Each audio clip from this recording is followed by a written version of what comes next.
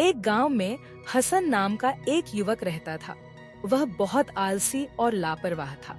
वह हमेशा दूसरों से यह उम्मीद करता था कि वे उसकी मदद करेंगे, लेकिन उसने कभी खुद पर जोर नहीं डाला। हसन के पिता ने एक दिन उससे कहा, बेटा, बिना मेहनत के कुछ भी हासिल नहीं होता।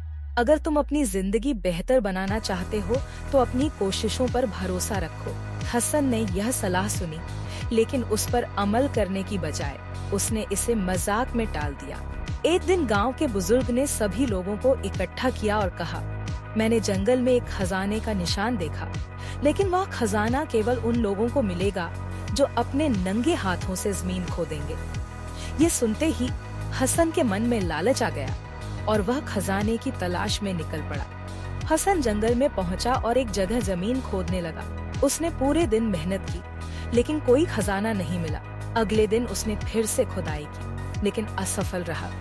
कुछ ही दिनों में खुदाई करते करते उसे थकान महसूस होने लगी, लेकिन उसकी भुजाएं मजबूत हो गईं और उसे कड़ी मेहनत करने की आदत पड़ गई। एक दिन हसन को ख्याल आया कि वहाँ कोई खजाना नहीं है, लेकिन जो जमीन उसने खोदी थी वह उपजाऊ हो गई है।